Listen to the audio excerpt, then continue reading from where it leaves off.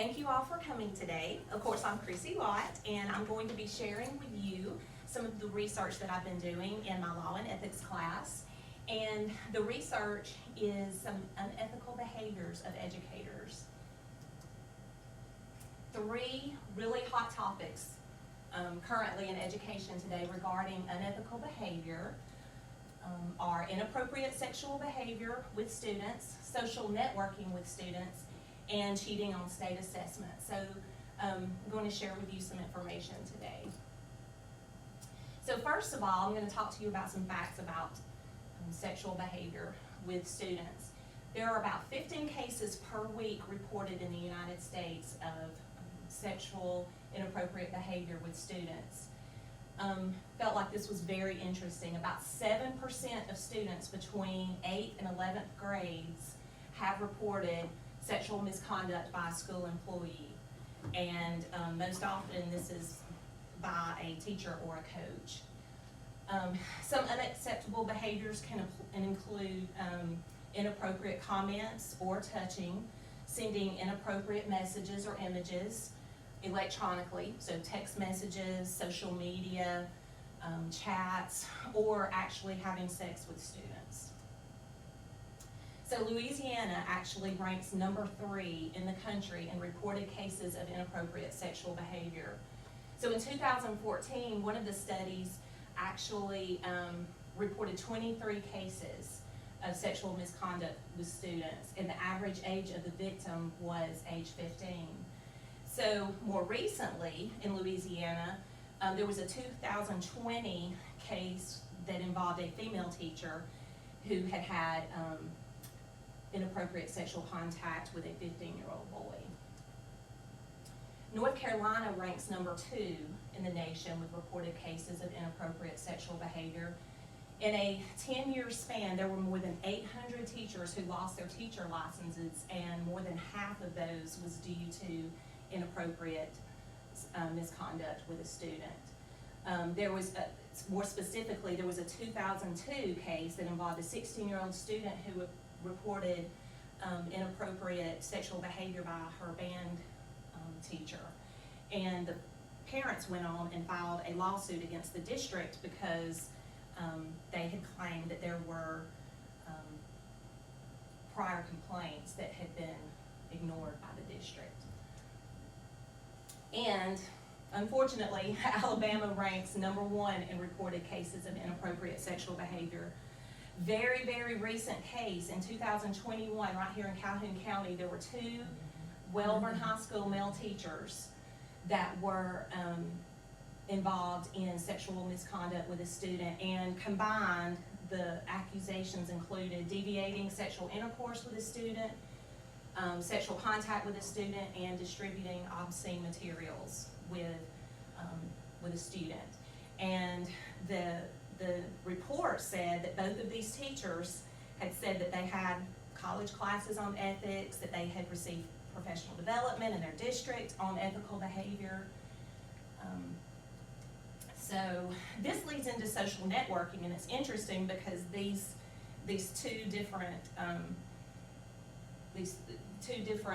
behaviors kind of overlap. So most of the cases involving sexual misconduct of educators involve social media and the use of text messaging. One example was in Pennsylvania. A Pennsylvania music teacher was arrested and charged with sending more than 90,000 inappropriate messages through social media to a 15-year-old student. And these messages, they found obscene photos and videos. Some interesting statistics in 2015, or I'm sorry, in a 2014 study, women were more likely to use social media with students, but men were more likely to be convicted of a crime and charged with a crime. But interestingly, the average age of a student, or I'm sorry, the teacher that was accused of committing a crime using social media is 32. So we would think that it would be brand new teachers, but the average age is 32 with 10 or more years of teaching experience. So what could the school district do? So some of the school district responsibilities would be to develop policies against social media inappropriate behavior.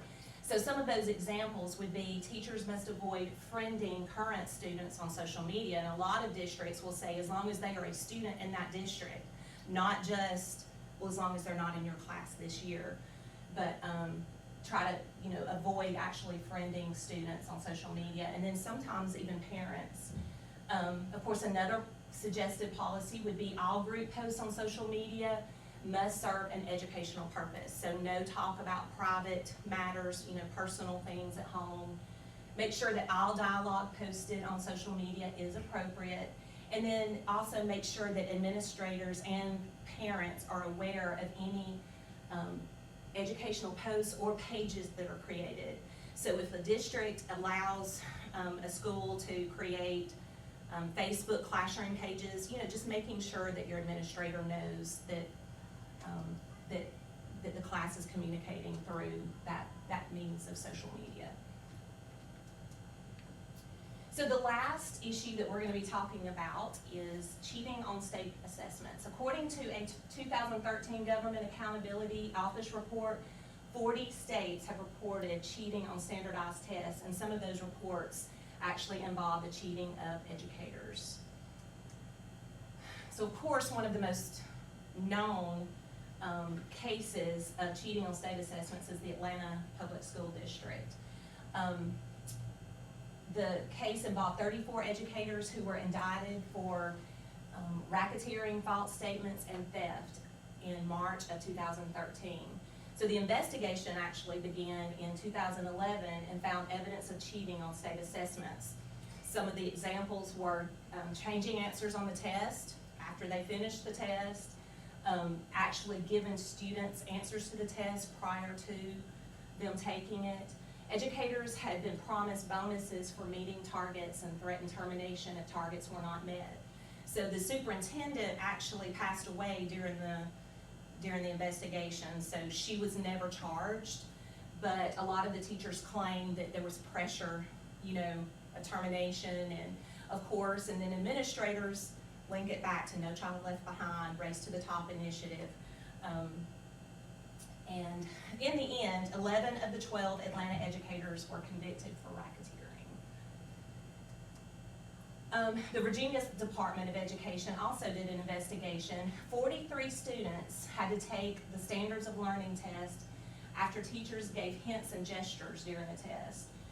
The teacher also told a student the answer was wrong when they had made an incorrect choice, so it was just those subtle, walking by and saying, ooh, you may want to try again, In another county, 4 students reported that a teacher gave them hints on a math standards of learning exam, and then 5 teachers at an actual Virginia elementary school were fired for giving inappropriate assistance. Again, they had told the students to check their answers when they chose an incorrect answer. So of course, the Pennsylvania and the Atlanta issues, it seemed like 2 extreme cases, but from gestures, just little hints, all the way to actually changing the answers, any test security violation is unethical. So that's because educators, parents, and stakeholders depend on accurate, valid results to make educational decisions, financial decisions, instructional decisions. So educators must exhibit professional, trustworthy, and ethical behavior regarding standardized testing, communicating with students online, and interacting with students daily. And districts should always make sure that there's firm policies are in place and that teachers are aware and receive training and have been given all of the information about expectations.